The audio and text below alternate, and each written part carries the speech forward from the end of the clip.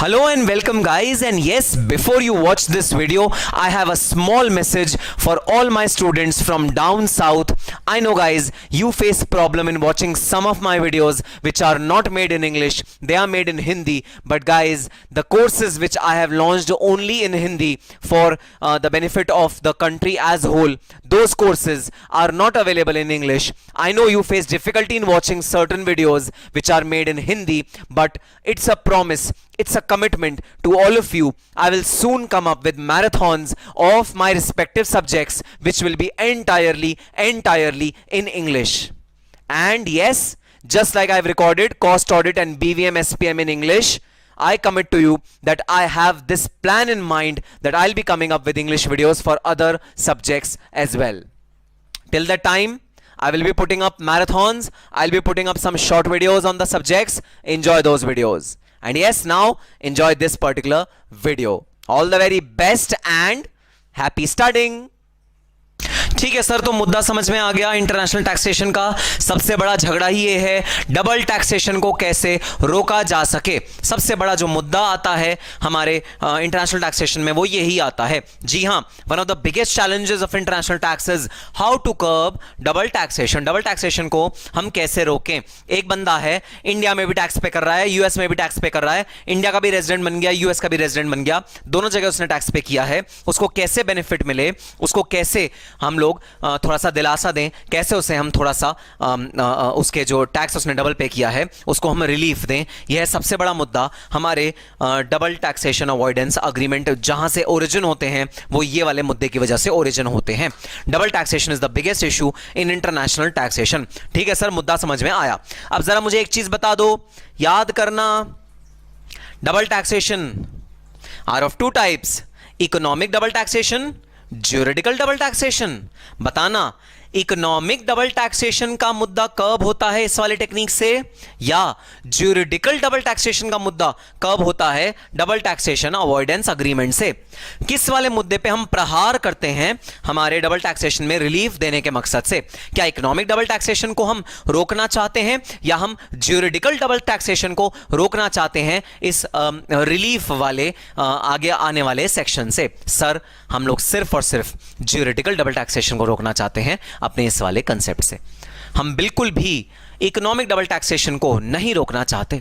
Economic double taxation मतलब एक share holder है जो एक कंट्री में है, कंपनी दूसरी कंट्री में है, कंपनी ने पीजीबी पे टैक्स दिया, शेयर होल्डर ने डिविडेंड पे टैक्स दिया, ऑलमोस्ट दोनों ने सेम इनकम पे दो बार टैक्स दिया, दो कंट्रीज में अलग अलग टैक्स दिया। This is known as economic double taxation.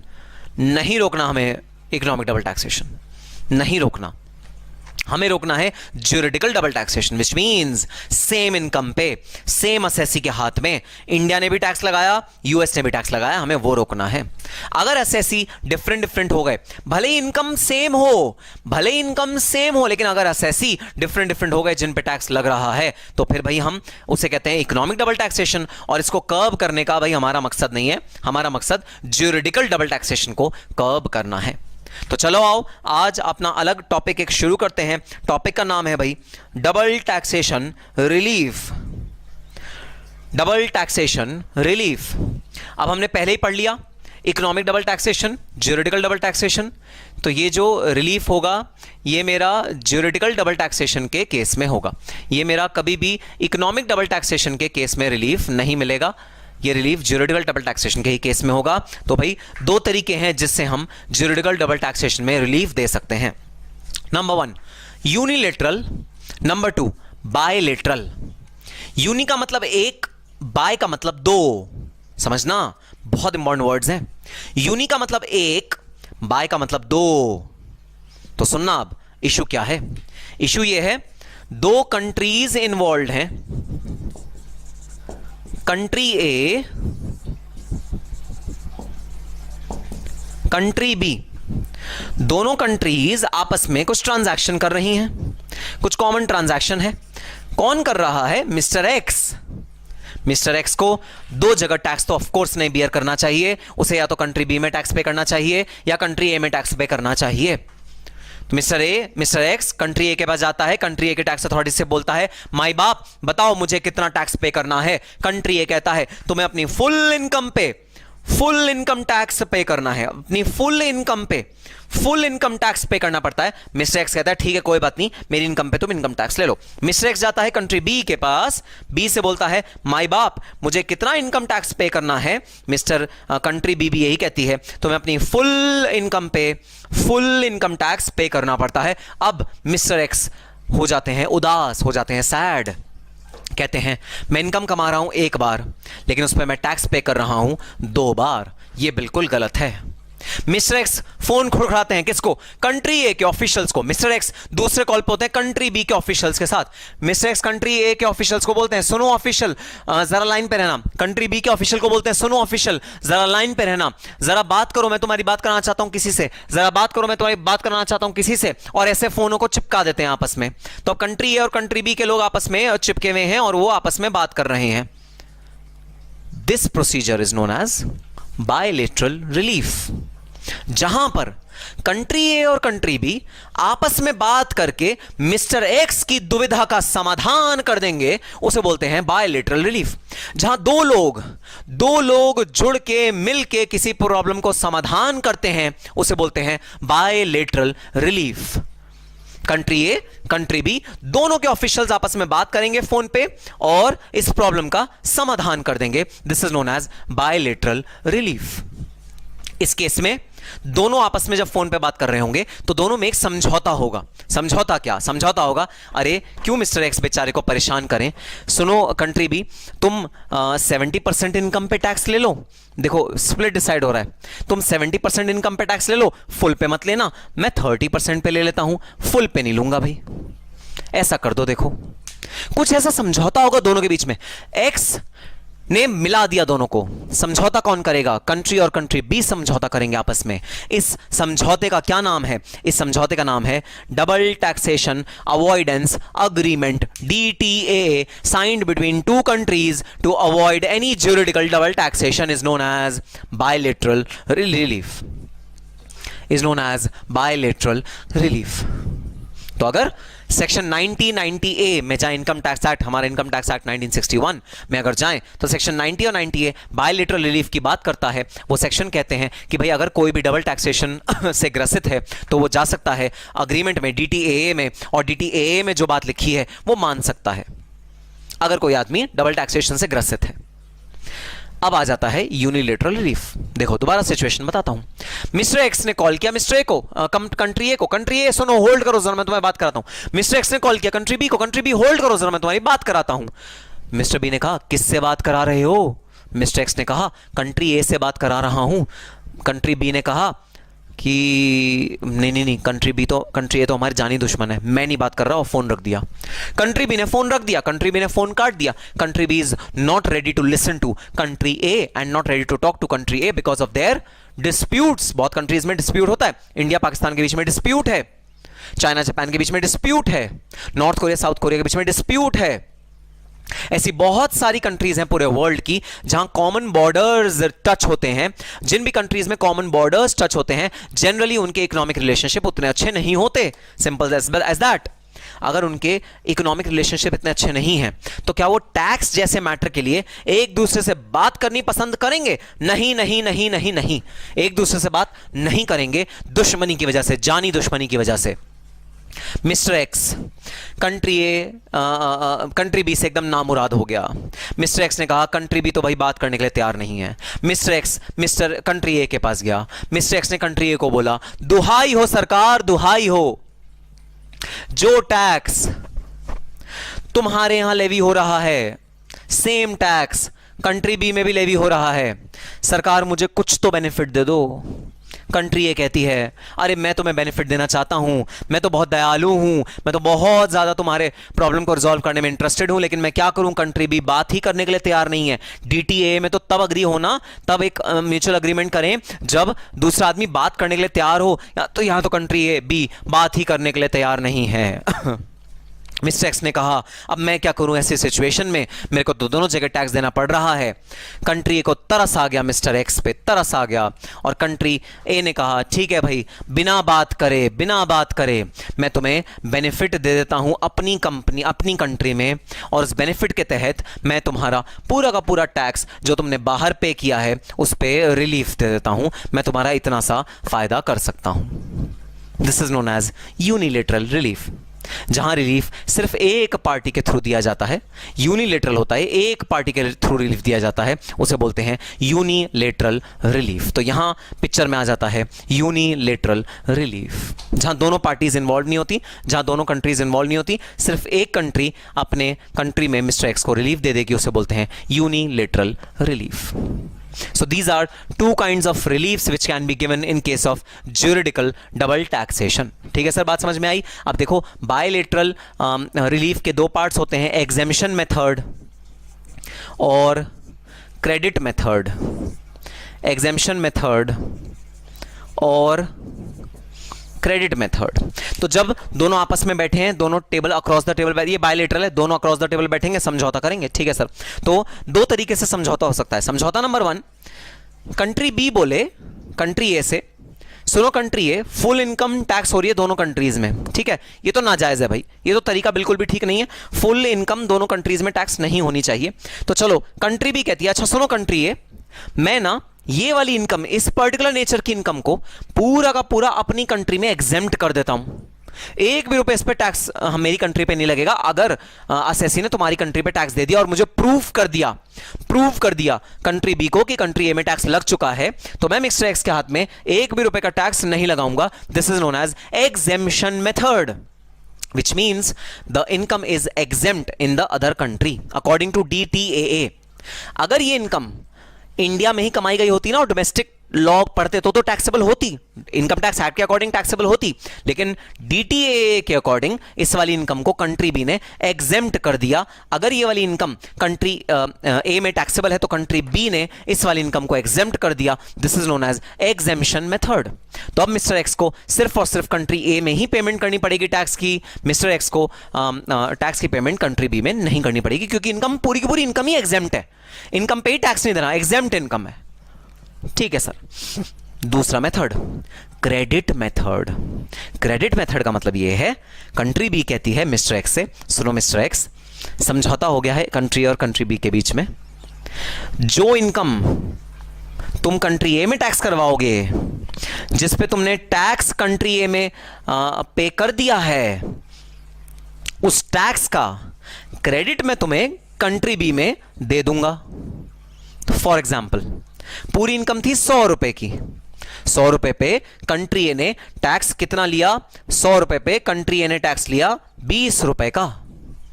तो अब कंट्री बी बोल रही है सुनो मिस्टर एक्स, तुमने जो फॉरेन कंट्री में टैक्स पे किया वो 20 रुपए पे किया ना, जो कंट्री बी है उस पे जो टैक्स का रेट इस वाली इनकम पे लगा हुआ है वो 30 रुपए है, तो तुम्हें 30 रुपए का टैक्स कंट्री बी में पे करना चाहिए था, कंट्री ए में 20 रुपए का, कंट्री बी में 30 रुपीज 30 रुपए का।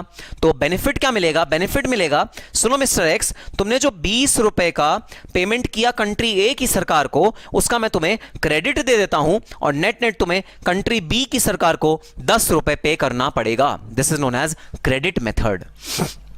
तो भाई टैक्स रेट फर्क हो सकते हैं ना, कंट्री ए का टैक्स रेट अलग, कंट्री बी का टैक्स रेट अलग, तो कम से कम इतना तो हो जाए कि कंट्री बी का अगर टैक्स रेट ज्यादा है तो जो डिफरेंशियल है वो कंट्री बी को मिल जाए। अगर हमने एग्जेम्पशन मेथड लिया होता तो पूरी की पूरी इनकम ही टैक्स फ्री हो जाती कंट्री बी में, फिर तो 1 रुपये का टैक्स कंट्री बी अर्न नहीं कर सकती थी, कमा नहीं सकती थी 1 भी रुपए का टैक्स, तो पूरी की पूरी इनकम टैक्स एग्जेम्प्ट हो जाती, टैक्स 1 भी रुपए पे नहीं लगता भाई। लेकिन इस केस में, क्रेडिट मेथड के केस में, इनकम टैक्सेबल होगी, कंट्री बी में भी टैक्स भी कंप्यूट किया जाएगा, लेकिन जितना इनकम टैक्स कंट्री ए में पे हो चुका है उसका डिडक्शन मिल जाएगा, 20 रुपए का डिडक्शन काट के 10 रुपए का नेट टैक्स हमारा पे करना होगा गवर्नमेंट ऑफ कंट्री बी को। So these are two methods, exemption method and credit method. So bilateral relief लेने के दो मेथड, एग्जेम्पशन मेथड और क्रेडिट मेथड। ऑफ कोर्स ये दोनों आपस में बैठते हैं, आपस में सलाह मशवरा करते हैं। ऑब्वियसली कंट्री बी चाहेगा कि कंट्री ए एग्जेम्पशन दे ज़्यादा, कंट्री ए चाहेगा कंट्री बी एग्जेम्पशन दे। दोनों आपस में बैठेंगे, मांडवली करेंगे, नेगोशिएट करेंगे और जो भी एलिजिबल होगा, जो भी डिसीजन लिया जाएगा, कोई एक कंट्री एग्जेम्पशन दे देगी अपने उस इनकम पे, या कोई एक कंट्री क्रेडिट दे देगी उस वाले टैक्स का जो फॉरेन कंट्री में पे हुआ है। जी हाँ, शर्त यही है कि प्रूव करना पड़ेगा कि दूसरी कंट्री में तुमने टैक्स पे किया है, प्रूव करना पड़ेगा दूसरी कंट्री में तुमने जो इनकम है वो ऑफर टू टैक्स करी है, तुम्हें ये प्रूव करना पड़ेगा। प्रूव के बगैर कुछ नहीं होगा। ऐसा मत हवा में बोलना, अरे मैं तो कंट्री ए में 50 रुपए का टैक्स पे करके आया हूं, मुझे एग्जेम्पशन दो। हवा में मत बोलना, प्रूव करना, चालान दिखाना, जिस चालान में तुमने पेमेंट करी है, तो तुम्हें बायलैटरल रिलीफ मिल जाएगा। So this is the difference between bilateral relief and unilateral relief. आओ एक बार theoretically भी दोनों कॉन्सेप्ट को पढ़ते हैं। तो आओ देखते हैं what do you mean by double taxation relief. Double taxation का रिलीफ कैसे मिलता है। So double taxation two types: economic double taxation, juridical double taxation. Economic double taxation means same income taxed in two or more country but in hands of different taxpayers. For example, business profits and dividend in different countries. Juridical double taxation, two or more state levies. State का मतलब है भाई country, state का मतलब वो state Delhi, Mumbai, वो मत समझना। इंटरनेशनल टैक्स के लैंग्वेज में स्टेट का मतलब होता है कंट्री, ठीक है सर। सो टू और more countries levy tax on same entity on same income for identical periods arises due to overlapping claiming of tax jurisdiction. क्योंकि टैक्स का जो ज्यूरिसडिक्शन का मतलब अथॉरिटी टू लेवी टैक्स। तो जब दो पार्टीज क्लेम करती हैं कि इस पर्टिकुलर बंदे को हम टैक्स इस पे लेवी करेंगे, जब दोनों जुरिसडिक्शन क्लेम करती हैं कि हम इस वाले बंदे पे टैक्स लेवी करेंगे, उसे कहते हैं arises due to overlapping claims on of tax jurisdiction. Tax treaties largely prevent और मिटिगेट ज्यूरिडिकल डबल टैक्सेशन। तो ट्रीटीज जो मिटिगेट करती हैं वो ज्यूरिडिकल डबल टैक्सेशन ही मिटिगेट करती हैं। Economic double taxation treaties generally mitigate नहीं करती हैं। Generally income is taxable on two basis: source of income basis and residential status basis. अब देखो, जो दो सोर्स थे ना, जो दो तरीके थे जिन पे हम लोग टैक्स लगाते थे, सोर्स रूल और residential rule, which results into double taxation of the same income of the person. तो इन्हीं की वजह से डबल टैक्सेशन होता है सेम इनकम का। एक कंट्री कहती है मैं रेजिडेंट के बेसिस पे टैक्स करूंगी, दूसरी कहती है कि मैं सोर्स के बेसिस पे टैक्स करूंगी। Firstly such income is taxed in the country in which such income is generated and again the same income may be taxed on the basis of residential status of the person in another country. तो पहला तो जहां income generate हो रही है वो country कहेगी tax pay करो, और जहां का वो ओनर रेजिडेंट है वहां वाली कंट्री कहेगी कि मेरे को टैक्स पे करो। For instance, mister x, an ordinary resident in India, earned bank interest of 1 lakh on his money deposited into bank located in US. In that case, such income is taxable in US on source of income basis and again in India as he is an ordinary resident in India. तो बेचारा बंदा कमाया पैसे उसने बाहर, लेकिन क्योंकि वो इंडिया का रेजिडेंट था इसलिए एक तरफ तो यूएस गवर्नमेंट ने टैक्स उससे लेवाई किया क्योंकि वो यूएस का सिटीजन है, दूसरी तरफ क्योंकि जो इनकम है वो बाहर अराइज हुई है तो यूएस गवर्नमेंट ने उसको टैक्स किया, और क्योंकि वो रेजिडेंट इंडिया का है इंडियन गवर्नमेंट ने दोबारा टैक्स कर लिया बेचारे को। In times when economies are going global and borders fading, double taxation is still one of the major obstacles to the development of intercompany economic relations. In order to prevent this hardship or to avoid double taxation, relief is provided to the taxpayer. तो relief दिया जाता है taxpayer को। दो तरह के relief, bilateral relief और unilateral relief. Bilateral relief के दो methods भाई, exemption method, bilateral relief दो तरह से दिया जाता है, exemption method, दूसरा credit method। दो तरह से रिलीफ दिया जा सकता है डबल टैक्सेशन का। और यूनिलेटरल रिलीफ मतलब जब एक ही पार्टी एक ही साइड से रिलीफ देती है, unilateral relief. Such relief is provided by two ways, bilateral relief और unilateral relief. Bilateral relief, in this government of two countries enters into an agreement known as treaty. तो government जो है वो treaty में enter करती है double taxation avoidance agreement में, to provide relief against double taxation of same income. The relief is granted on the basis of terms of such agreement. तो relief जो दिया जाता है वो DTAA के टर्म्स के बेसिस पे ही दिया जाता है। Generally such agreement provides relief through the following methods. दो मेथड्स हैं जिसमें कभी रिलीफ मिलता है। Exemption method, in this method one country provides exemption, fully non taxable कर देती है इनकम को, to such type of income. Generally, residence country gave up its right and the country of source is then given exclusive right to tax such income. तो generally जो residence company होती है, residential status जहाँ company का होता है या organisation का होता है, वो अपना राइट छोड़ देती है टैक्स करने का, और जहाँ से सोर्स होता है ना इनकम का, जनरली उसको राइट दिया जाता है कि हाँ तुम टैक्स करो. क्योंकि रेजिडेंट होने से क्या फर्क पड़ता है भाई, जहाँ वो इनकम जनरेट हुई है वहाँ पर टैक्स होनी चाहिए. So ऐसा है exemption method. Then credit method. In this method, resident remains liable in the country of residence on its global income. However, as far as quantum of tax liability is concerned, credit or deduction of tax paid in the source country, तो जिस country में source था ना income का, वहाँ पर जितना भी tax pay किया, that is given by resident country. उसका credit मिल जाता है resident country को against its domestic tax as if the foreign tax were paid to the country of resident itself. तो भाई एक रेजिडेंट कंट्री, एक सोर्स कंट्री. सोर्स मतलब जहां वो इनकम अराइज हुई, रेजिडेंट मतलब जहां का वो रेजिडेंट है. ठीक है, सोर्स कंट्री में जब इनकम अराइज हुई तो सोर्स कंट्री ने टैक्स ले लिया. ठीक है, अब जब रेजिडेंट कंट्री की बात आई तो रेजिडेंट कंट्री ने भी बोला कि भाई मैं भी टैक्स लूंगा, लेकिन असेसी ने बताया सुनो रेजिडेंट कंपनी, सोर्स कंट्री ने टैक्स लिया है तो रेजिडेंट कंट्री उतने टैक्स का डिडक्शन दे देगी. This is known as deduction method. ठीक है sir. So in this method resident remains liable in the country of residence. तो रेजिडेंट को रेजिडेंस जहां का वो रेजिडेंट है वहां पर भी टैक्स पे करना पड़ेगा on its global income. However as far as quantum of tax liability is concern, जहां पर टैक्स लाइबिलिटी की बात आ जाती है, क्रेडिट और deduction for tax paid in the source country, source country में जो टैक्स पे किया है उसका क्रेडिट मिल जाएगा in the resident country against the domestic tax as if the foreign tax were paid to the country of residence itself. Tax point in this type of relief, the mechanism for granting relief is provided in the agreement itself. तो भाई इसके अंदर जो agreement होगा ना, agreement का क्या मतलब है, DTA. DTA में लिखा होगा कि किस तरह से क्रेडिट मिलेगा. दोनों कंट्रीज ने आपस में समझौता किया होगा तो ये रिलीफ उसी में लिखा होगा. Unilateral relief, the aforesaid method is depending on bilateral activity of both the countries. However no country will have such an agreement with every country in the world. ऐसा नहीं हो सकता हर दो कंट्रीज के बीच में डबल टैक्सेशन अवॉइडेंस अग्रीमेंट हो. In order to avoid double taxation in such cases जहां अग्रीमेंट है ही नहीं, जहां लड़ाई है, जहां डिस्प्यूट है, दोनों के बीच में अग्रीमेंट है ही नहीं, क्या करें, कंट्री ऑफ रेजिडेंट्स इटसेल्फ, जहां का वो रेजिडेंट है, provides relief on unilateral basis. In India, relief of avoidance of double taxation is provided in both ways. तो भाई फर्ज है उस कंट्री का जहां ये बंदा रेजिडेंट है कि वो यूनिलेटरल रिलीफ देके डबल टैक्सेशन को रोके. फर्ज है रेजिडेंट वाली कंट्री का. सोर्स वाली कंट्री का ये फर्ज नहीं होता. रेजिडेंट जहां का है वो, उस वाली कंट्री का ये फर्ज होता है कि वो यूनिलेटरल रिलीफ दे अगर DTA नहीं है तो. Provisions related thereto are enumerated here and below. Agreement with foreign countries, section 90 bilateral relief. तो जो DTAA होता है उसके क्या प्रोविजंस होते हैं, सेलिएंट आओ पढ़ते हैं. द सेंट्रल गवर्नमेंट में enter into agreement with the government of any country outside India और स्पेसिफाइड टेरिटरी आउटसाइड इंडिया. तो किसी कंट्री या किसी स्पेसिफाइड टेरिटरी से जब अग्रीमेंट होता है उसको बोलते हैं DTAA. For granting of relief in respect of income on which have been paid both income tax under the act and income tax in that country और specified territory as the case may भी.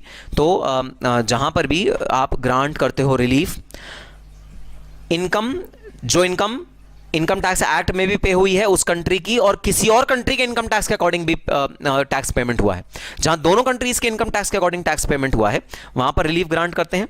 Income tax chargeable under this act and under corresponding law in force in that country और specified territory as the case may be to promote mutual economic relations, trade and investment. तो जहां पर भी दोनों countries के tax regimes के according आपने tax दोनों जगह पे करवाया है अपने यूजर से, और वो जो टैक्स पे करवाया है वो mutual economic relations, trade and investment के को प्रमोट करने के लिए करवाया है.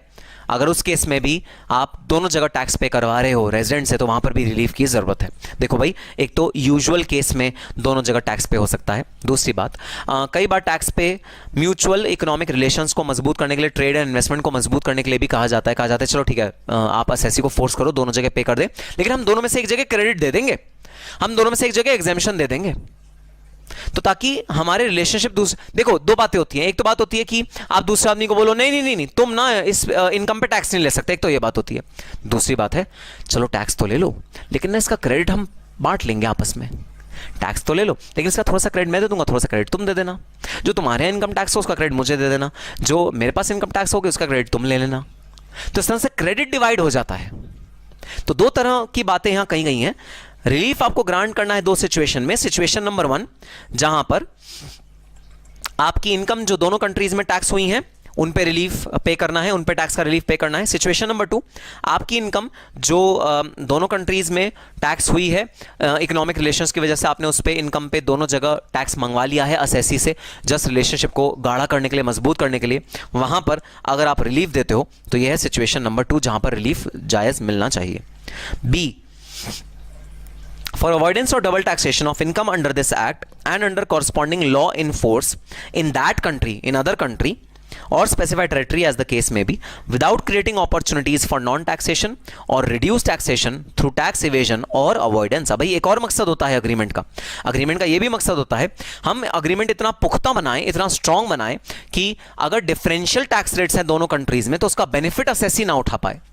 असेसी जहां जायज बनता है टैक्स देना वहीं पे करे, ऐसा ना करे वो कि जहां पर टैक्स कम है वहां पर टैक्स पे करे, ऐसा ना करे। जहां जायज टैक्स देना बनता है वहां पर असेसी पे करे। तो ये दूसरा ऑब्जेक्टिव है अग्रीमेंट का कि the assessee should not create opportunity for non taxation और reduce taxation through tax evasion और avoidance. 3, for exchange of information. Exchange of information एक बहुत इंपॉर्टेंट चीज़ है भाई। यूएस टैक्स अथॉरिटीज़ को पता होना चाहिए कि इंडियन कंपनी ने अपने इंडिया में कितने रुपए का रेवेन्यू जनरेट किया, कितने का डिविडेंड लिया, क्या रिलेशनशिप है उसके अपनी यूएस सब्सिडरी के साथ, ये सब पता होना चाहिए। So exchange of information is a very important tool of any treaty, तो ये होना चाहिए। For prevention and evasion of avoidance of income tax chargeable under this act or under any other law in force। For recovery of income tax, recovery करने के लिए भी भाई एक मैकेनिज्म सेट होना चाहिए ट्रीटी के अंदर कि कौन रिकवर करेगा टैक्स। जैसे अगर यूएस गवर्नमेंट ने रिकवर कर लिया टैक्स तो क्रेडिट मिल जाएगा यूएस गवर्नमेंट को, अगर इंडियन गवर्नमेंट ने रिकवर कर लिया टैक्स तो क्रेडिट मिल जाना चाहिए एसएससी को फॉर द टैक्सेस पेड। तो रिकवरी कैसे होगी वो भी आपके डबल टैक्सेशन अवॉइडेंस अग्रीमेंट में क्लियरली लिखा होना चाहिए। Notes, where the central government has entered into an agreement with the government of any country, तो सपोज इंडिया की गवर्नमेंट ने यूएस की गवर्नमेंट के साथ DTAA एस्टैब्लिश किया for granting relief of tax or avoidance of double taxation, then in relation to the assessee to whom such agreement applies, the provision of act shall apply to the extent they are more beneficial to the assessee। बड़ा important point है भाई, बड़ा important point है, इसे double underline कर लो, double underline कर लो। तो भाई सीधी सी बात होती है, सर एक्ट अलग चीज, DTA अलग चीज। हाँ जी हाँ, एक्ट में लिखा है इंटरेस्ट पे टैक्स का रेट होना चाहिए 30%, DTA में लिखा है इंटरेस्ट पे टैक्स का रेट होना चाहिए 20%। एक्ट में लिखा है 30%, ट्रीटी में लिखा है 20%। टैक्सिंग राइट इंडिया को ही मिला हुआ है, तो बताना जरा किस रेट पे टैक्स होना चाहिए, 30% जो एक्ट में लिखा है या 20% जो ट्रीटी में लिखा है। सर 20% जो ट्रीटी में लिखा है। ट्रीटी का मतलब ही यह है, अग्रीमेंट का मतलब ही यह है कि अग्रीमेंट हमारे यूनिलेटरल लॉस पर हावी रहेगा। अग्रीमेंट की ज्यादा महत्वता है as compare to local laws in case of non residents. Agreement का वरना मतलब क्या हुआ? अरे भाई बड़ी सिंपल सी बात है, बात समझो। दो स्कूल्स हैं, दोनों के बीच में कड़ा कंपटीशन रहता है बास्केटबॉल के टूर्नामेंट को लेकर। जी हां, बास्केटबॉल का टूर्नामेंट दोनों कराते हैं हर साल और इस पे दोनों घमासान करते हैं हर साल, ठीक है। तो जो बास्केटबॉल में रूल्स, जैसे डी से जो बास्केट करनी है उसके कितने पॉइंट्स मिलेंगे, फाउल किस में माना जाएगा, फाउल किस में नहीं माना जाएगा। जब जो स्कूल है, स्कूल ए वो अपने रूल्स अलग से बनाता है, स्कूल बी वो अपने रूल्स अलग से बनाता है, ठीक है। अब जब दोनों आपस में मिलके बैठ के रूल्स बनाएंगे तो ऑब्वियसली जो दोनों के मिले हुए रूल्स हैं वो सुपरसीड कर जाएंगे इंडिविजुअल रूल्स को। ऑब्वियसली जब टूर्नामेंट होगा ना स्कूल ए के रूल्स माने जाएंगे ना स्कूल बी के रूल्स माने जाएंगे, जो कंबाइंड रूल्स दोनों मिलके बनाएंगे वो रूल्स माने जाएंगे। सो जो कंबाइंड रूल, ट्रीटी के अंदर जो भी कंबाइंड रूल बनते हैं उनकी प्राथमिकता होती है ओवर एक्ट के रूल्स। एक्ट के रूल्स को कम इंपॉर्टेंस दी जाती है, ट्रीटी के रूल्स को ज्यादा इंपॉर्टेंस दी जाती है। लेकिन हां, अगर किसी एसएससी को एक्ट के रूल से कुछ एडिशनल बेनिफिट मिल रहा है तो ट्रीटी में यह बात साफ साफ लिखी होती है, एक्ट के रूल्स फॉलो करेंगे उन केसेस में जहां पर ज्यादा बेनिफिशियल एक्ट के रूल्स हैं। हम देखो डबल टैक्सेशन ऑफ अवॉइडेंस में भी सेम प्रिंसिपल है, benefit of doubt shall be given to the assessee. Benefit हमेशा असेसी को मिलना चाहिए। तो अगर लोकल लॉज बेनिफिट दे रहे हैं कोई तो वो हम DTA, अगर वो बेनिफिट नहीं दे रहा तो लोकल लॉज को मान्यता हम देंगे। सो जो बेनिफिशियल होगा एसएससी के लिए, चाहे वो एक्ट के रूल्स हों चाहे ट्रीटी के रूल्स हों, वो अप्लाई करेंगे। ठीक है sir. The provisions of this act shall apply to the extent they are more beneficial to the assessee. जो भी एक्ट के प्रोविजन ज़्यादा बेनिफिशियल होंगे एसएससी के लिए वो अप्लाई करेंगे, और अगर ज़्यादा बेनिफिशियल नहीं है तो ट्रीटी वाले प्रोविजंस अप्लाई करेंगे। ठीक है sir. An assessee not being a resident to whom DTAA applies shall not be entitled to claim any relief under such agreement unless a certificate of his being a resident in any country outside India or specified territory outside India as the case may be is obtained by him from the government of that country। अब देखना, लिख लेना यहां पर TRC या tax residency certificate, TRC या tax residency certificate लिख लेना है वर्ड यहां पर। अब समझना क्या होता है ये। भाई मिस्टर जोसेफ इंडियन गवर्नमेंट के पास आए, इंडियन गवर्नमेंट से बोला, इंडियन गवर्नमेंट मैं यूएस का रेजिडेंट हूं। यूएस के रेजिडेंट के लिए इंडियन गवर्नमेंट ने एक बहुत बढ़िया बेनिफिट दिया हुआ है कि इंडियन गवर्नमेंट जो इंटरेस्ट पे करेगी यूएस के रेजिडेंट को वो 10% पे टैक्सेबल होगा। अगर लोकल लॉज में जाए तो वो 20% पे टैक्सेबल होता है, लेकिन यूएस के गवर्नमेंट, यूएस के सिटीजंस को बेनिफिट दिया हुआ है, अगर तुम इंटरेस्ट इंडिया में आके कमाओगे तो वो जो कमाई होगी तुम्हारी वो सिर्फ 10% पे टैक्स होगी, वो 20% पे टैक्स नहीं होगी। यूएस का एक सिटीजन है मिस्टर जोसेफ, रेजिडेंट है मिस्टर जोसेफ, वो आया इंडियन गवर्नमेंट के पास, दुहाई हो सरकार मुझे बेनिफिट दो 10% का, मैं 10% एक्स्ट्रा टैक्स क्यों दूं, मैं 20% पे टैक्स नहीं दूंगा, मैं 10% पे टैक्स दूंगा क्योंकि मैं यूएस का रेजिडेंट हूं। इंडियन गवर्नमेंट छूटते ही बोलेगी प्रूव करो कि तुम यूएस के रेजिडेंट हो, क्योंकि ऐसे थोड़ी है any Tom Dick and Harry comes to my office and says I am US resident, मैं मान थोड़ी लूंगा। यूएस गवर्नमेंट से लिखवा के लाओ कि तुम रेजिडेंट हो यूएस के, तो ही तुम्हें बेनिफिट मिलेगा ट्रीटी का, अदरवाइज कोई बेनिफिट नहीं मिलेगा ट्रीटी का। जो एक्ट में 20% का रेट है उस पर टैक्स पे करो। This is known as TRC या टैक्स रेजिडेंसी सर्टिफिकेट, जो ऑब्टेन करना पड़ता है उन सारे के सारे लोगों को जो किसी भी ट्रीटी का बेनिफिट लेना चाहते हैं, किसी भी ट्रीटी का बेनिफिट उठाना चाहते हैं, उनको टैक्स रेजिडेंसी सर्टिफिकेट दूसरी गवर्नमेंट को, इंडियन गवर्नमेंट को प्रोड्यूस करना पड़ता है जहां भी वो ट्रीटी का बेनिफिट उठा रहे हैं। भाई सीधी सी बात, it's a certificate of residency of any person. आओ दोबारा पढ़ते हैं। NSSC not being a resident, जो रेजिडेंट नहीं है, टू हुम डीटीए अप्लाइज, तो भाई इंडिया गवर्नमेंट के सामने एक एसएससी है जो इंडिया का रेजिडेंट नहीं है, यूएस का रेजिडेंट है, डीटीए उस पर अप्लाई कर रहा है, shall not be entitled to claim any relief, उसको कोई बेनिफिट नहीं दिया जाएगा under such agreement DTA US और इंडिया के बीच में, unless a certificate of his being resident in that country as the case may be is obtained from the government of that country. जब तक वो उस कंट्री के गवर्नमेंट से हमको सर्टिफिकेट नहीं लाके दे देता तब तक हम उसे कोई बेनिफिट नहीं देंगे। ये जो 10% का बेनिफिट हम उसे देने वाले थे नहीं देंगे, पहले सर्टिफिकेट लेके आओ जिसका नाम है tax residency certificate. Next, the charge of tax in respect of foreign company at a rate higher than the rate at which a domestic company is chargeable shall not be regarded as less favorable charge or levy of tax in respect of such foreign company। अब देखना भाई, जो benefits मैंने आपको बताया, अगर benefit ज्यादा है इनकम टैक्स एक्ट में तो वो बेनिफिट अप्लाई करेगा इनकम टैक्स वाले एसएससी को, जो बेनिफिट ज्यादा है। इस प्रिंसिपल का एक एक्सेप्शन है। एक्सेप्शन ये कहता है कि भाई अगर टैक्स रेट में डिफरेंस है, ट्रीटी का टैक्स रेट है 20%, डोमेस्टिक लॉ का टैक्स रेट है 10%, ठीक है, अगर किसी कंपनी के केस में टैक्स रेट का डिफरेंस है तो उसे मैं बेनिफिशियल, ज्यादा बेनिफिशियल या कम बेनिफिशियल नहीं मानूंगा। टैक्स रेट में डिफरेंस होने को ज्यादा बेनिफिशियल या कम बेनिफिशियल नहीं मानते। सर तो किस चीज को मानते हैं? अरे रेजिडेंसी के रूल्स को मानते हैं। रेजिडेंसी के रूल्स अगर ज्यादा बेनिफिशियल हैं इंडियन इनकम टैक्स एक्ट के, एसएससी के, तो हम वो मानेंगे रादर देन ट्रीटी। लेकिन अगर रेट में डिफरेंस है तो हम ज्यादा बेनिफिट वाला प्रिंसिपल नहीं लगाएंगे, फिर तो जो ट्रीटी में रेट लिखा होगा वही वाला रेट हम अप्लाई करेंगे। किस केस में भाई? सिर्फ और सिर्फ कंपनीज के, फॉरेन कंपनीज के केस में। तो कंपनी के केस में जो टैक्स रेट अगर हायर भी है ट्रीटी का तो वही टैक्स रेट लगेगा rather than domestic tax rate. Even अगर जो हायर टैक्स रेट है वो लेस फेवरेबल है, ट्रीटी वाला लेस फेवरेबल है एसएससी को, तो भी हम वही टैक्स रेट लगाएंगे, उसे हम कम या ज्यादा बेनिफिशियल नहीं मानेंगे। सिर्फ फॉरेन कंपनी के केस में ये वाला क्लॉज अप्लाई होता है रेट ऑफ हायर टैक्स से रिलेटेड। ठीक है sir.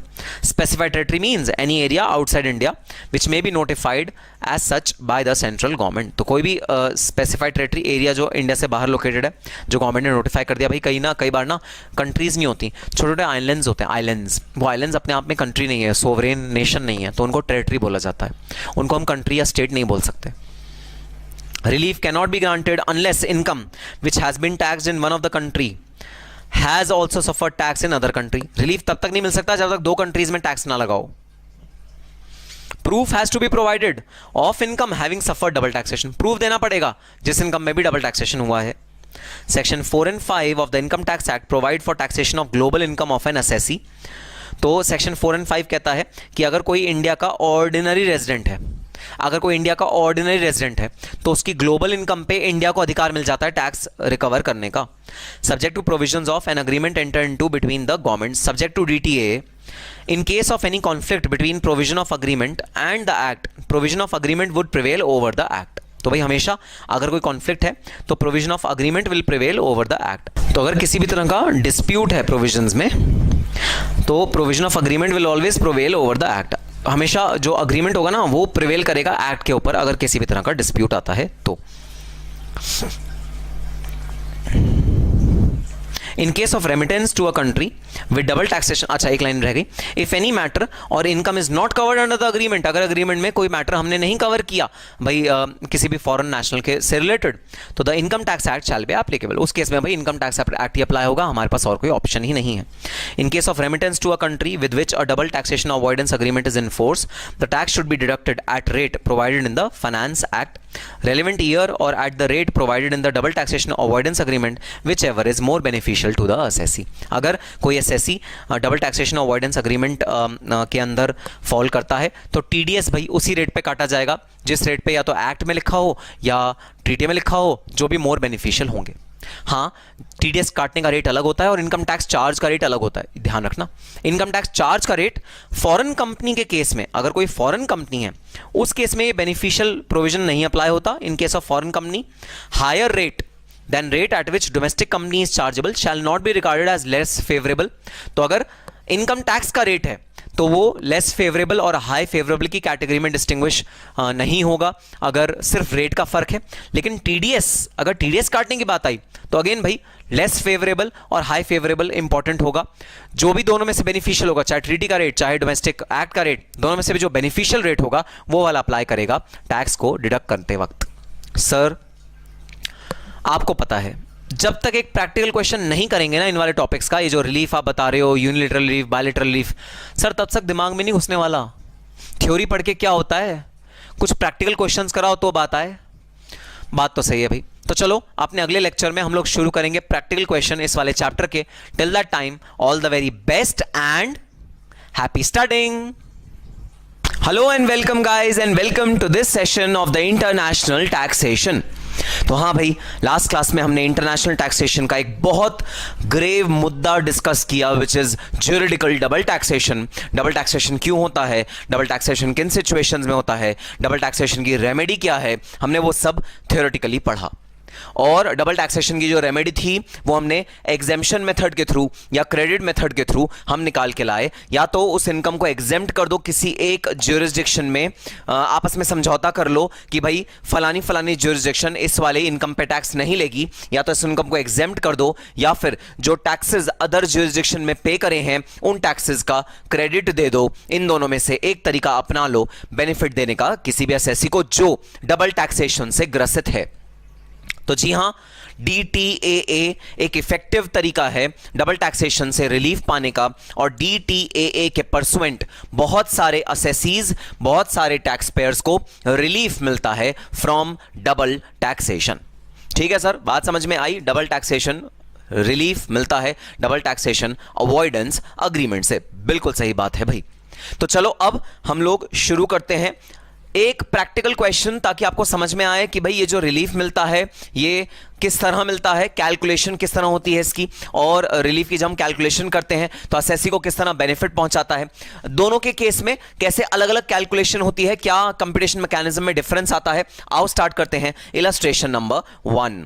Mister Ramesh, a resident Indian, has derived the following incomes from the previous year relevant to assessment year 21-22।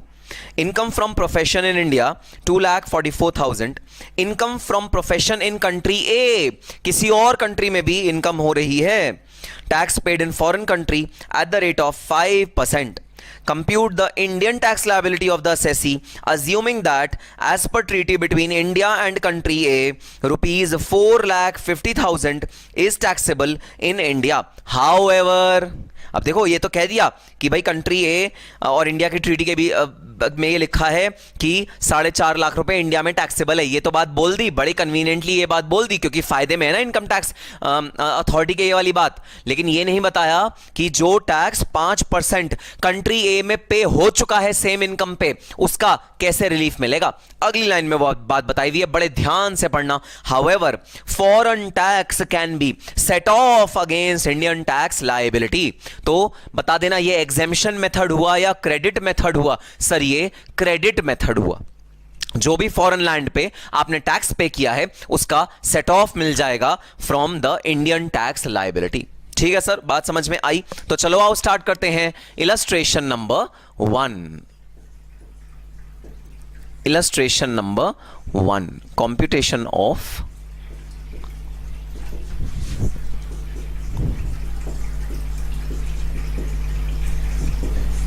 Tax liability of mister Ramesh. Mister Ramesh की tax liability हमें compute करके लानी है। ठीक है sir. Particulars and amount. Income from profession in India,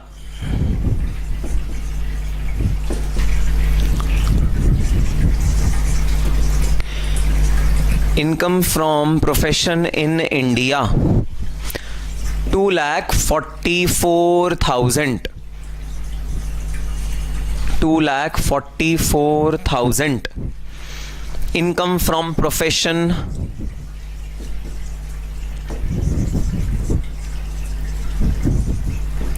in country A. Country A मतलब India से बाहर की कंट्री का कितना इनकम है, 4,50,000। तो भाई टोटल इनकम कितनी हो गई, टोटल इनकम इज, ऐड करना जरा दोनों अमाउंट्स को, पता लग जाएगा टोटल इनकम कितनी है। 2,44,000 plus 4,50,000 which is 6,94,000। 6,94,000 total income निकल के आ गई। ठीक है sir, 6,94,000 is the total income. अब 6,94,000 पे भाई हमको निकालना है tax, tax on above.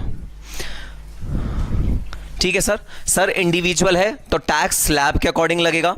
AY 21-22 का हमको स्लैब जानना है। हाँ जी हाँ, आओ तुम्हें बताता हूं इंडिविजुअल के केस में कितना स्लैब है टैक्स का। Up to 2,50,000 nil, 2,50,000 1,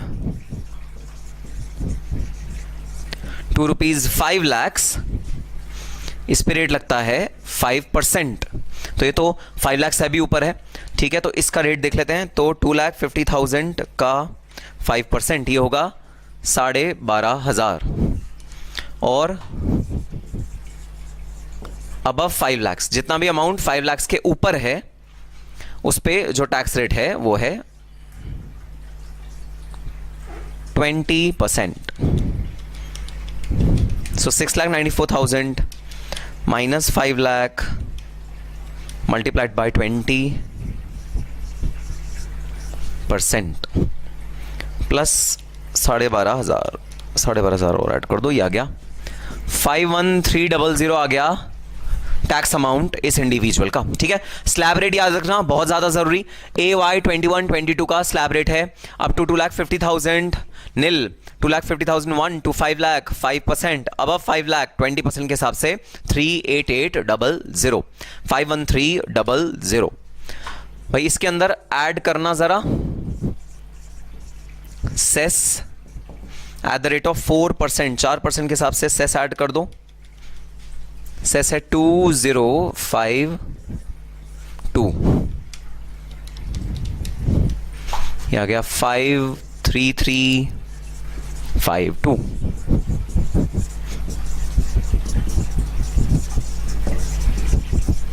total tax liability आ गई 53352। ठीक है सर, तो भाई टोटल टैक्स लायबिलिटी जो इंडिया में पे करनी है मिस्टर रमेश को वो आ गई 53352। ध्यान रखने वाली बात ये, इसके अंदर एक ऐसी इनकम भी इंक्लूडेड है इस वाले टैक्स में जिसपे ऑलरेडी कंट्री ए ने 5% का टैक्स रिकवर कर लिया है। हमारी ट्रीटी में ये बात लिखी है कि जो पेमेंट फॉरेन कंट्री में हो गई है, जो पेमेंट इंडिया से बाहर हो गई है, उस पेमेंट का क्रेडिट हो सकता है available. So credit of taxes paid in country A, credit of taxes paid in country A, country A में जो टैक्स पे हुआ है उसका अब हम देंगे credit 4,50,000 multiply by 5% which is 22500। ये आ गया भाई net tax liability. Net tax liability आ गई 30852। तो कितना टैक्स पे करना है मिस्टर रमेश को? मिस्टर रमेश को टैक्स पे करना है 30852। What is 30852? Sir it is the net tax liability after giving the credit of foreign tax. जो फॉरेन में टैक्स पे किया है उसका क्रेडिट देने के बाद जो नेट टैक्स लायबिलिटी आई वो आई 30852। राउंड ऑफ कर देते हैं 30850। मिस्टर रमेश को टैक्स पे करना है। ध्यान रहे credit method is being used and not exemption method. Credit method is to be used. 30850। Conclusion लिख देना भाई, हेंस कंक्लूजन लिख देना, hence the net tax liability, hence the net tax liability after claiming, the net tax liability after claiming the foreign tax credit, after claiming the foreign tax credit is computed as rupees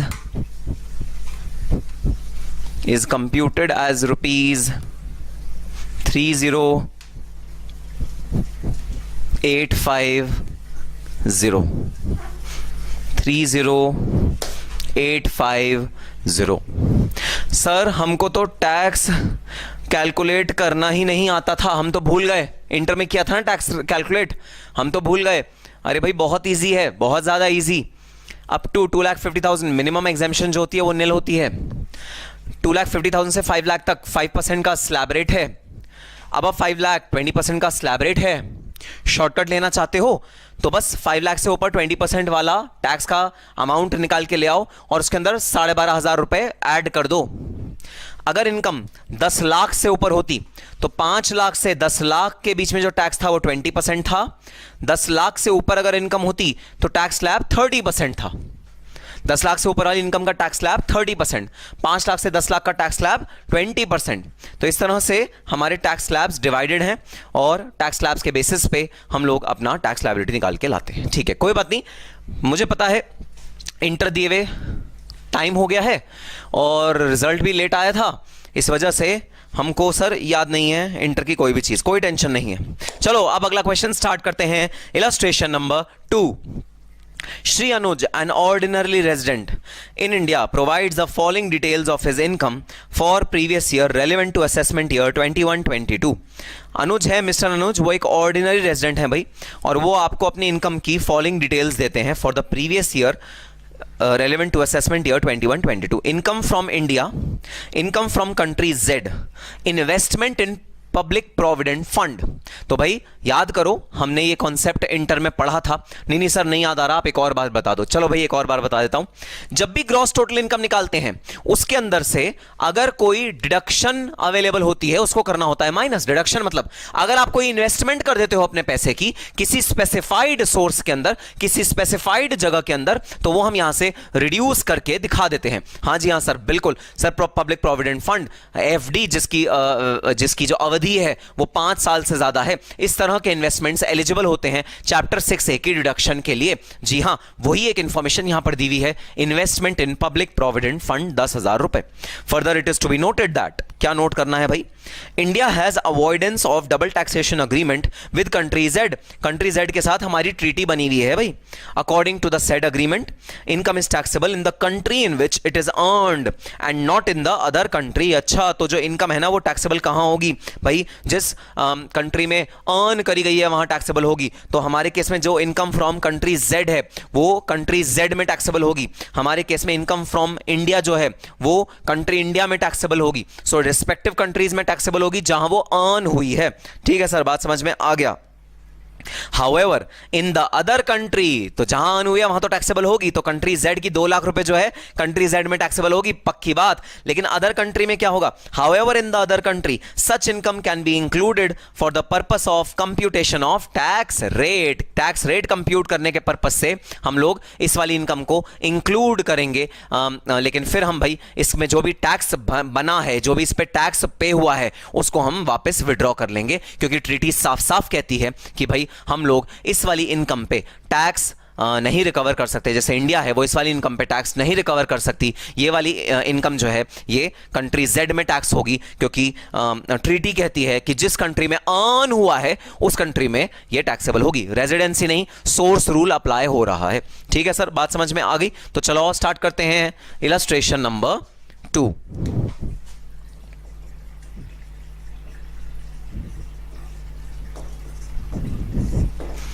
Illustration number 2.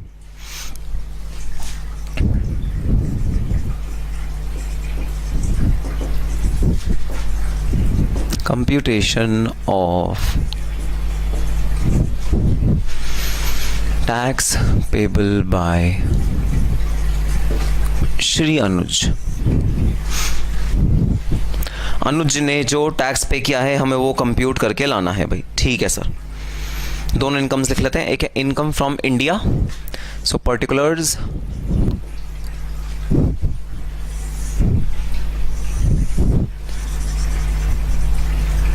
Amount.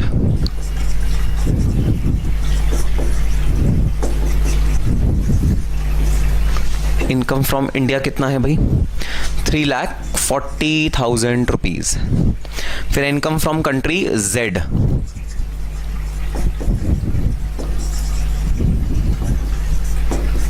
Income from country Z rupees 2 lakhs.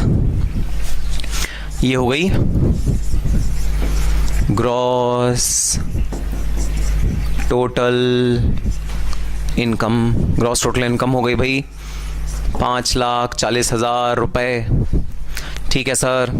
अच्छा, इसके अंदर से ना एक deduction less कर देते हैं. Deduction under chapter 6A, deduction under chapter 6A के चैप्टर की डिडक्शन हम लोग लेस कर देते हैं. 10,000 रुपीज.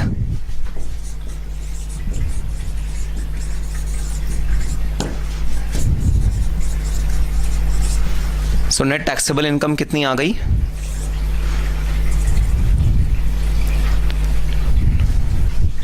नेट टैक्सेबल इनकम आ गई 5,30,000 रुपीज. नेट टैक्सेबल इनकम आ गई 5,30,000 रुपीज.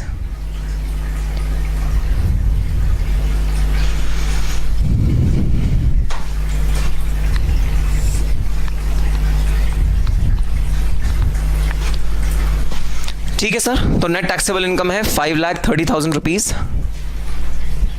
अब भाई इस नेट टैक्सेबल इनकम पे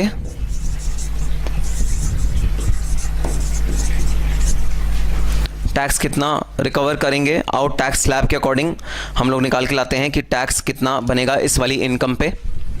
तो चलो आओ कैलकुलेट करते हैं कितना टैक्स बनेगा 5,30,000 पे। ठीक है, अब सुनो, ये लंबा वाला मेथड नहीं अपनाऊंगा। इंटर के जो बच्चे होते हैं ना, वो करते हैं लंबे वाले मेथड से टैक्स कैलकुलेट। अब हम मैच्योर्ड इंडिविजुअल्स हैं, अब हम सीएम में फाइनल में हैं, तो हम शॉर्टकट मेथड अपनाएंगे टैक्स ऑन अबव कैलकुलेट करने के लिए। और शॉर्टकट मेथड होता है 12,500 प्लस जितना भी 5 लाख से ऊपर है 5,30,000 माइनस 5 लाख मल्टीप्लाइड बाय 20%। हम लोग ये फॉर्मूला लगा के टैक्स कैलकुलेट करेंगे।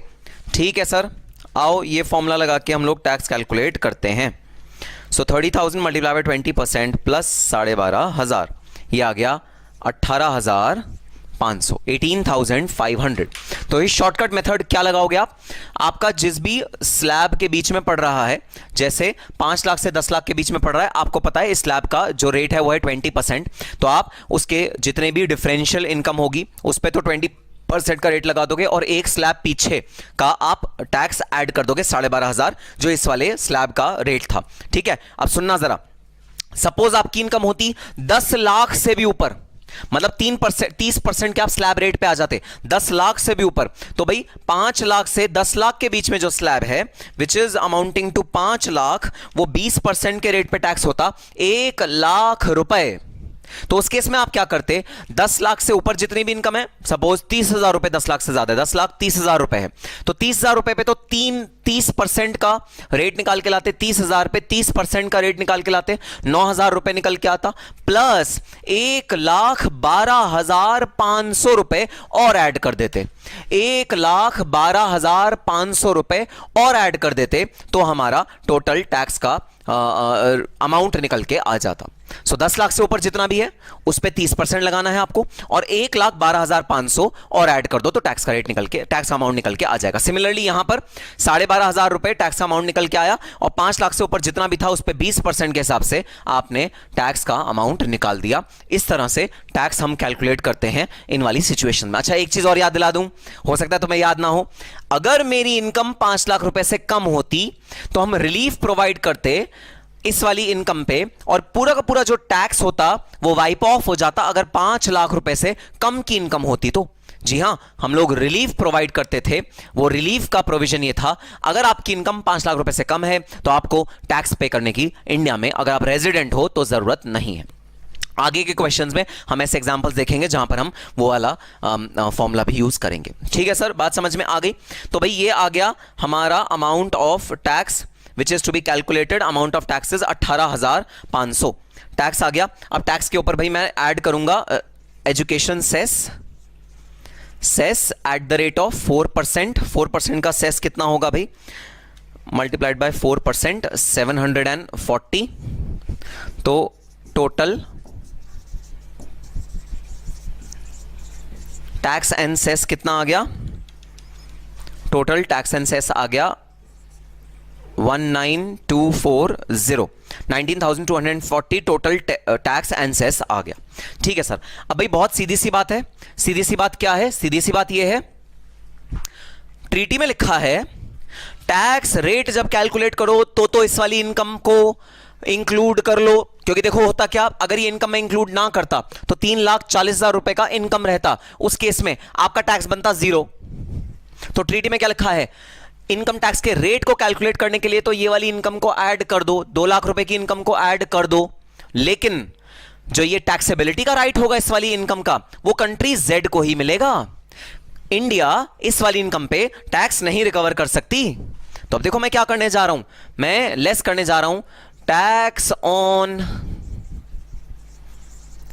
Income earned in country Z, less tax on income earned in country Z. Country Z में जो इनकम अर्न हुई है उस पे जो टैक्स कैलकुलेट होगा उसको हम यहां पर रिड्यूस करने जा रहे हैं, वो वाला अमाउंट यहां पर रिड्यूस होगा। तो income tax on income earned in country Z में जो इनकम अर्न हुई है उस पे टैक्स हम लोग अब कंप्यूट करने जा रहे हैं। सर बट पता कैसे लगेगा कि इनकम जो टैक्स हमने यहां पर इंडिया में लेवी कर दिया है इस वाली इनकम पे 2 लाख रुपए पे वो कितना है सर, पता कैसे लगेगा? सर ये तो कंसोलिडेटेड अमाउंट है ना, कंसोलिडेटेड अमाउंट 19240। सर अब इसमें से कितना टुकड़ा इस वाले इनकम का है, कितना टुकड़ा इस वाले इनकम का है, पता नहीं लग सकता सर। ये तो दिक्कत हो गई बहुत बड़ी। हाँ भाई हाँ, दिक्कत हो गई बहुत बड़ी। समाधान दो समाधान, क्योंकि ट्रीटी में साफ साफ लिखा है जहां इनकम अर्न होगी वहीं पर टैक्स लगेगा, ऐसा ट्रीटी में क्लियरली बात लिखी है। तो इनकम अर्न कहां हो रही है? इनकम अर्न हो रही है कंट्री जेड में, तो टैक्स भी कहां लगेगा? कंट्री जेड में। तो भाई ये है प्रॉब्लम। अब प्रॉब्लम का सॉल्यूशन ये है, देखो एक तो हम एग्जेम्पशन मेथड यूज कर सकते थे। एग्जेम्पशन मेथड मतलब हम लोग यहां से इनकम को हटाई देते और 3,40,000 पे हम लोग टैक्स कंप्यूट करके ले आते। Exemption method, full exemption method, ठीक है। अब ट्रीटी क्या कह रही है? ट्रीटी कह रही है भाई इनकम तो एग्जेम्प्ट है लेकिन जो बाकी की इनकम है उस पर टैक्स कंप्यूट करने के लिए इस वाली इनकम को इंक्लूड कर दो, ऐसा ट्रीटी बोल रही है। पढ़ लेना जरा क्वेश्चन में, आओ साथ में पढ़ते हैं। वो लाइन बड़ी इंपॉर्टेंट लाइन है।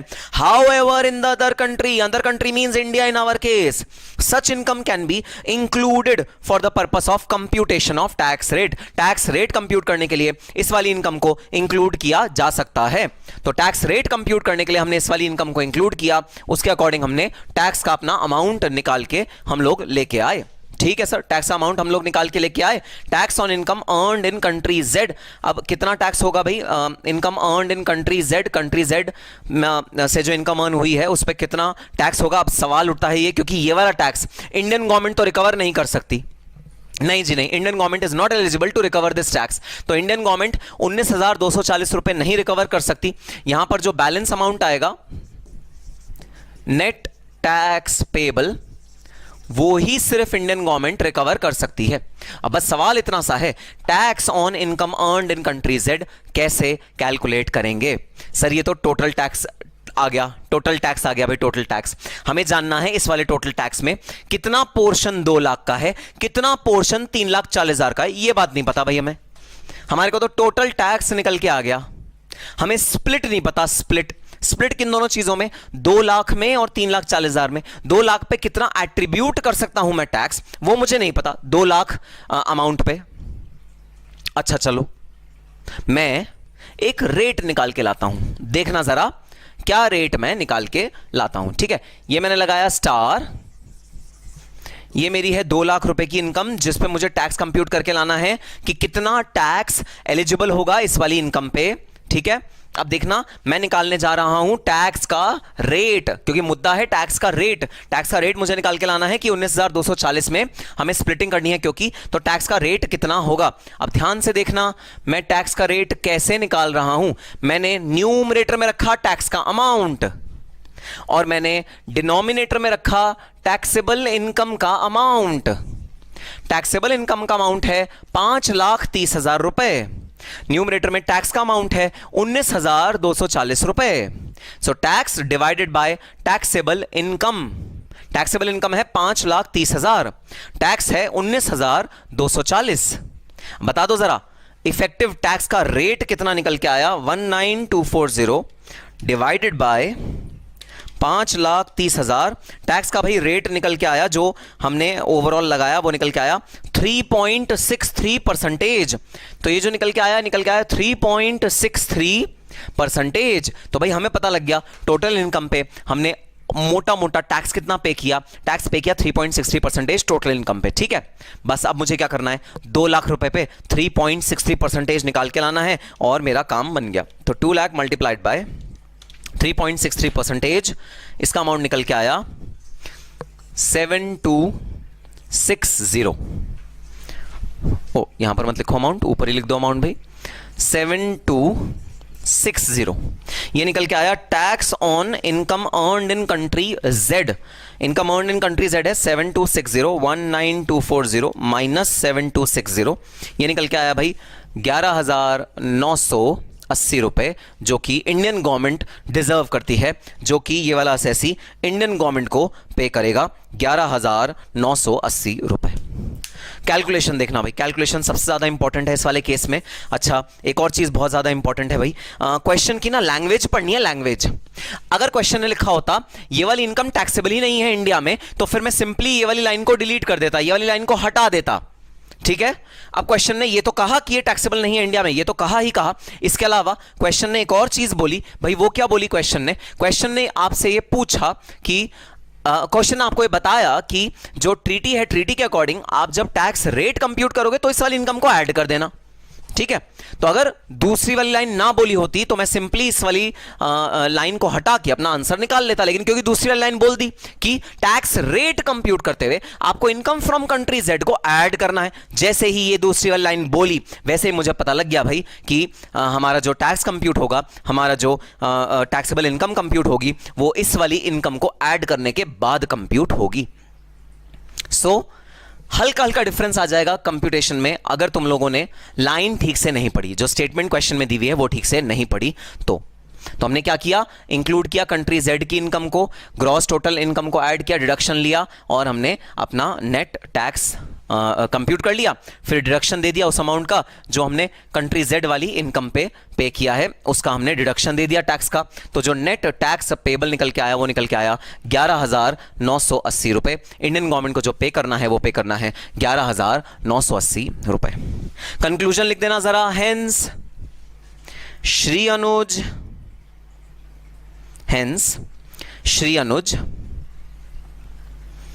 is required to pay, hence Shri Anuj is required to pay 11,000 rupees, 11,980 is required to pay rupees 11,980